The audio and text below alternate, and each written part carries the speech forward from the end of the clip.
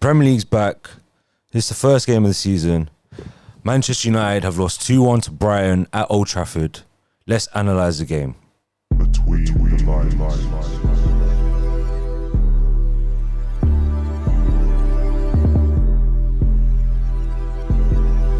Yes, my Between the Liners, welcome back to the channel, welcome back to the show. If you saw my last video, I did a Man United reality check looking at Erik Ten Hag's Man United. I think it's time for another reality check. First game of the season, we've lost 2-1 to Brighton at home. Brighton have never beaten us in the Premier League in 14 attempts. They've only drawn twice at Old Trafford in the last 14 games. And we've beat them 12 other times. But today, Ten Hag's first game, this is how the players repay the faith in the club, repay the faith in the manager. In his first game at Old Trafford, first competitive game at Old Trafford, we've lost to Brighton. And no disrespect to Brighton, because Brighton are a very good team and undeniably better than us right now. Maybe not on paper. Even on paper, it might be debatable, to be honest. But on paper, supposedly, their team's not better than us. And they haven't outclassed us, but they've completely managed the game and killed the game and won against us at home at Old Trafford, getting their first victory at Old Trafford in the Premier League. Let's analyse the game further.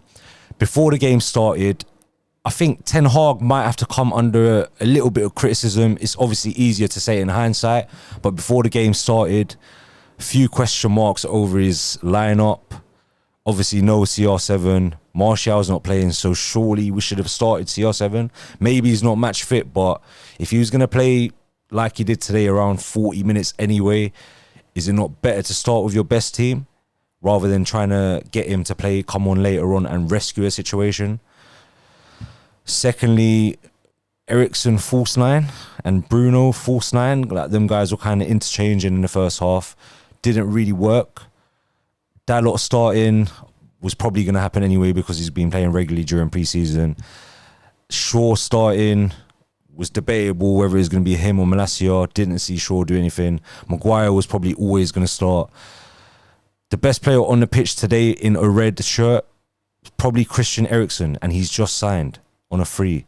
And the guy's got heart problems and plays with a pacemaker. And he's our best player already.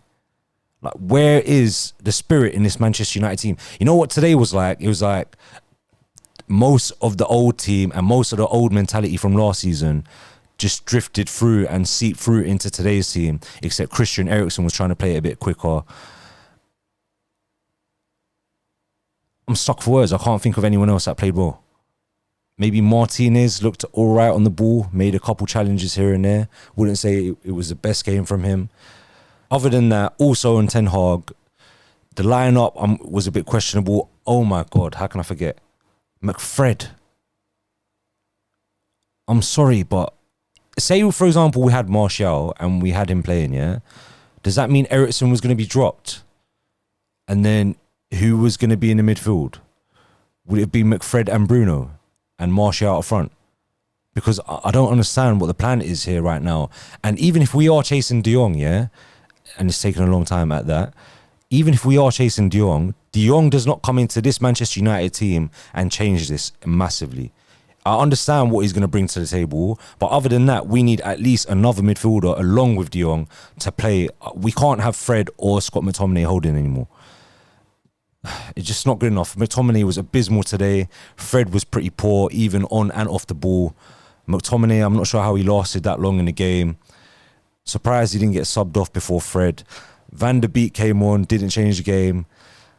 We'll look at Ten Hag's tactics during the game, or lack of, and I'm not sure I completely blame him, but, well, I don't blame him a lot of it, because a lot of it is down to the players, and it's clear that they're either not following the coach's tactics or they haven't adjusted to the coach's tactics yet. But I didn't see no link-up play that we saw in pre-season. Down the right, did Dalot and Sancho even link up like once? I don't even remember. Another thing, we didn't see no wing play in this game at all.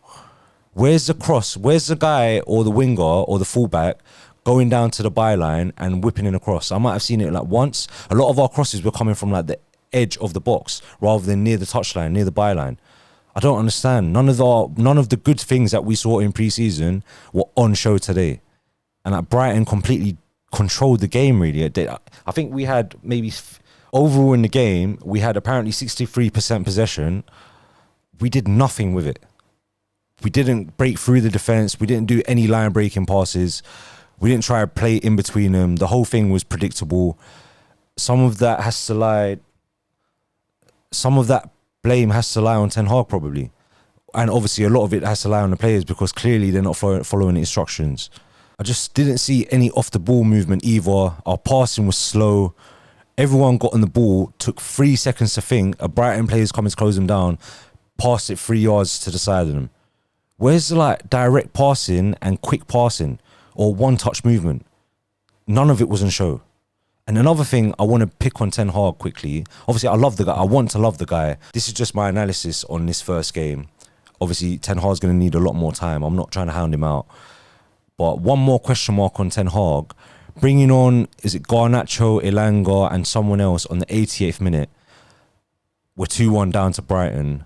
I understand you need a goal, you need a bit of creativity. There's nothing else on the bench. You need some kind of magic to happen. But throwing in Garnacho and even Elanga to a point, that late on in the game when we're not even attacking, we're not even creating anything, to throw them on there and expect them to deliver, I feel like you're putting them in an awkward position and you're a higher pressure situation, which they might come off worse off. Garnacho's going to go home today and think, oh, played 5 minutes, didn't even help the team. I think he touched the ball once. Like, was that necessary from Ten Hag? It didn't really make any sense to me. I feel like you're just throwing him in the deep end in a bad situation, in a bad time, when it wasn't necessary. At that moment, like, if you're going to bring on Garnacho, cool, but bring him on at least the 75th minute or 80th minute at least. Give him some time to do something and have an impact in the game. Overall, I can't... say, for example, if I was to give a rating to Ten Hag out of 10, it might have to be a 4. Mate, we got outclassed by Graham Potter, who's a sick coach, by the way. And I'm sure some big teams must be looking at him and thinking, you know what, we could take a punt on him. I think that because the fact his name's Graham Potter just kind of like doesn't make him sound as tactically gifted as other managers might, just because other managers have got like a foreign sounding name. I don't know, it's weird. Like Marco Silva sounds like a better manager than Graham Potter for some reason. But obviously not by me, but in the eyes of the majority, maybe. Who knows? Moving it away from Ten Hag, let's talk about the players. Mate, firstly, McFred shouldn't have started together. In my opinion, even before the game, obviously, if you watch my reality check, I'm sick of McFred. Before the game started, I would have played Fred and Eriksen in the pivot. And if Ten Hag wanted to play even a false 9, you could have played Bruno false 9. Bring in Van der Beek for all I care. I can't see McFred anymore. Anyway, other than that, question marks on the players. McFred, I don't even need to elaborate. Dalot didn't do nothing. Some crosses were very poor. Didn't find no one with a cross, I'm pretty sure. Shaw, pretty much non-existent. Didn't see no relationship built up with Rashford. Rashford had a couple chances, you know. He could have easily got a goal if he was on form, or if this is a Marcus Rashford from about 2-3 years ago. He just got no conviction in his striking, no conviction on the ball, doesn't look confident on the ball. I guess at least he looks a bit fitter than last season. He was kind of getting in the right positions, looks a bit more interested. Towards the end of the game, I did see his head drop a bit and he wasn't trying as hard, wasn't challenging for the aerial duels. It's why psychologically, we just need a massive change in the club, because even, for example, Brighton's 2 goals that we conceded, yeah, fairly simple goals. De Gea is slightly questionable as well in one of them. The problem with both those goals are, tactically is another thing. I'm not even going to go into tactically. But psychologically, yeah, if your keeper's made a save, you should be thinking, where could this ball go? Or if someone's taken a shot and you're anticipating that your keeper might save that, your next move as a defender or on the defending team should be, I need to be in a position where that ball might land so I can clear it out. We're falling asleep. We're always asleep. Our fullbacks are always asleep. In this case, I think it was Shaw and on one goal and Fred on another goal, and Pascal Gross is getting there ahead of you. Wake up. Wake up. We're always asleep. And this is psychological. Like, our players' instincts just aren't there. We're not fast enough. We're not sharp enough. And that's nothing to do with the coaching, for example. Because Fred should be alive and be thinking where that ball's going to go and be ready to clear that out. But it's too slow once again. Our players are always slow, especially at the back post. I don't know what it is. Who else was questionable? Well, we made Danny Welbeck look like prime. I don't even know who anymore. Like, I can't even compare Welbeck to anyone. But the guy had the best game I've seen him have against a team in years. And like, why is it happening against us? How is Danny Welbeck made to look like a top Premier League striker against us?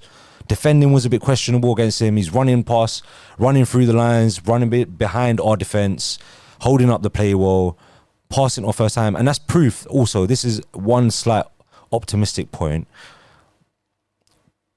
Danny Welbeck and teams like Brighton are proof that good coaching can turn average or bad players looking like good players.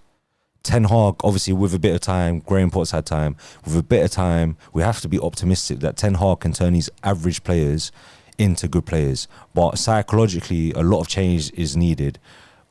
Like mentally, even off the ball, their off the ball work needs a lot of work mentally. Back to other questionable players. Bruno, didn't see him do anything. Didn't see him create anything. And is that a cost of Bruno playing deeper? He's just not as inspiring, not as creative.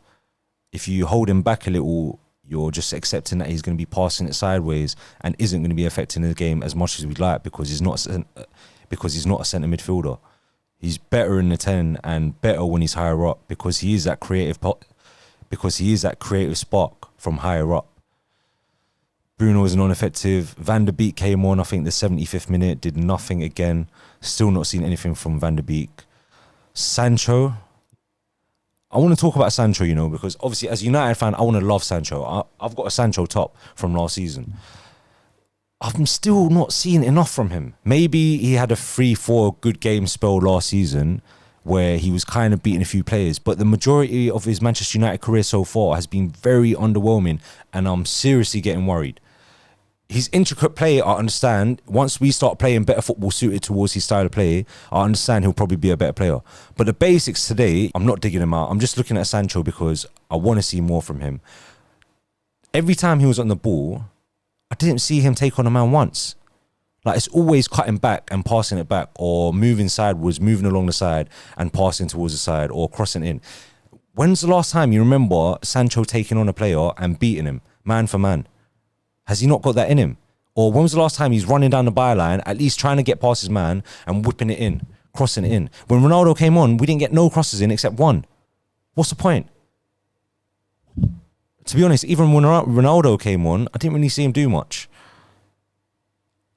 Obviously, he's our focal point. You can't really blame him for that, but his link-up play weren't great. His movement wasn't great. Just didn't really look interested. The whole team just didn't look like they had enough passion and effort and desire to win that game. When we were 2-0 down, I was thinking, you know what? Get the next goal, go for the comeback.